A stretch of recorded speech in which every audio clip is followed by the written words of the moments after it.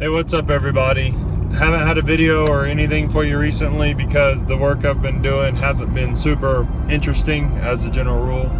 Lots of clearing work.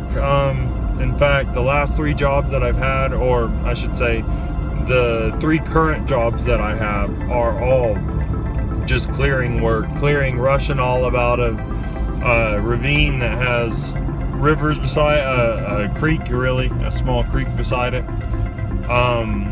I also did 3 days. Today will be the last of 3 days for stump grinding. Probably close to, I don't know, if you actually count the stumps that are all connected, like 500 stumps, maybe 400 stumps, I don't know, something like that, up in the mountains. Lots of exposed sandstone and things, so that's a challenge. Because you know, you don't want to hit the teeth and the head on all this stuff. Then tomorrow I'm going to do a day of clearing and wood organization. Sorry, trying to get the exposure better. And then I move on to a bunch of other clearing work that I've got. I've got to clear beaver ruins from a pond, debris that a beaver's been creating for a community. So I get to work with a new property management company, which hopefully will, of course, turn out to be something of a working relationship with them. Property management companies, if you can get with them and get it on good terms, is usually a good thing, because they tend to have, you know, multiple properties, and they tend to if they like you, they like you and they work with you, because they already have you on their accounting pay schedule, and they have all the information for you, and they don't have to go find somebody when they need work done, and they already know what to expect when you're working with them. So hopefully that'll be good. Property management companies, if you don't know, can be a challenge to get in with. All the corporate stuff, I usually kind of stay away from a lot of the corporate stuff. It's just a headache. It has to go through so many people to get approved, first off. They're very frugal with their money, typically, second off. And then third, getting paid, you know, they say 120 days, but usually it's, at least most of the companies that I've worked with, but sometimes it's even worse than that. Rarely have I found corporate companies that just give you a check. So, you know, if you can get in with certain ones that produce enough business, then it can be worth it. But others, if it's a one-off shot, you're probably not going to get the job, first off. And second off, even if you do get the job, it may not be very convenient. So I don't know if you guys have any experience with that, but keep that in mind if you're looking for work. So I've been using the Toro STX-26, is it? The smaller of the tracked hydraulic head stump grinders.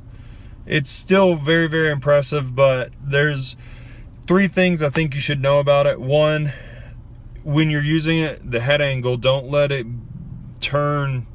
Don't use the cutting side when the head is turned perpendicular to the front of the machine, or use it as least as possible, because it throws chunks way up in your face, like really, really frequently, especially dead stumps, rotten ones.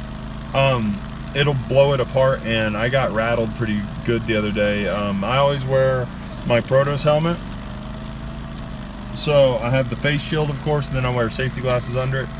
But that thing blew a chunk out at me, and I'm surprised it didn't dent my face shield, because it like literally moved my head when it hit me.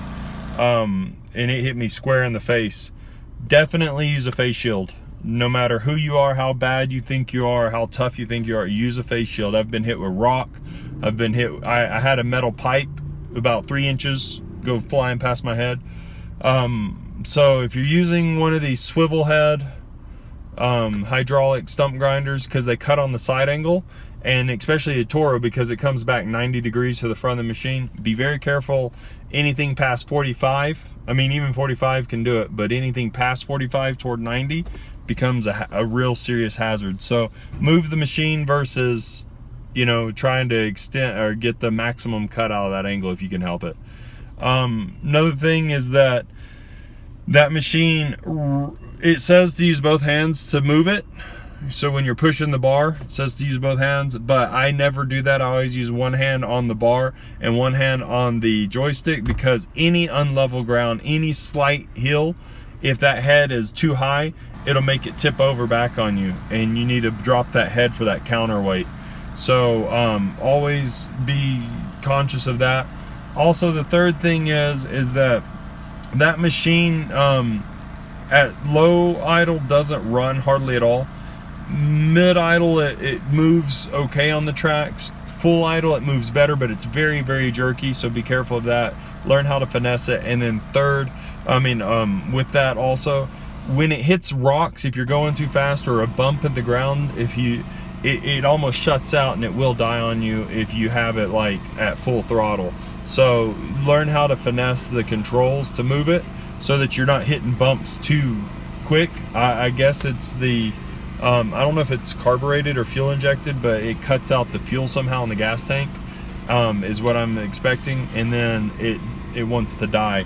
Usually it doesn't die, but it chokes out and it blows black smoke, and then that means it's running rich, you know, for a few seconds. But sometimes it will die on you, and then it gets hard to crank because it's almost like it got flooded.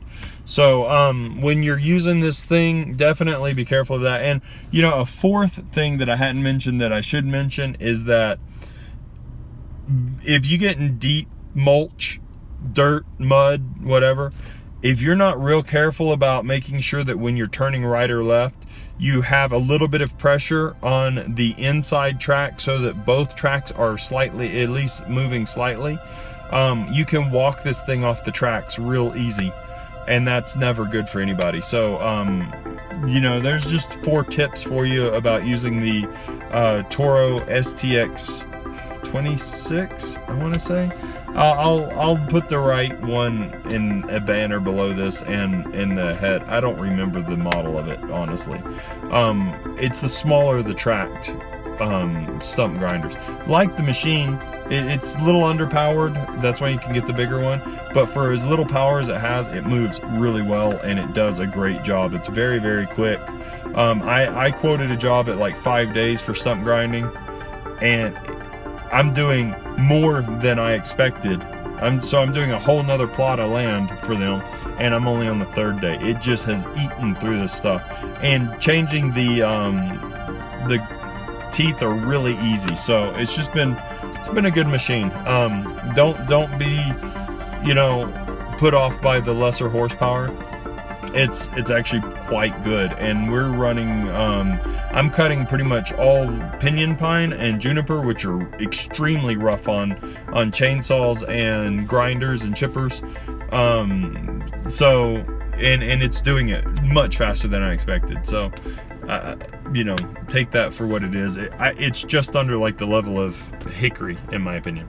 So hope that helps you guys out. Please don't forget to like, comment, share, and subscribe. Check out my Amazon affiliate links. If you buy through those, I get a very small portion, and that helps me keep these channels going. So I appreciate that, and I'll see you in the next one.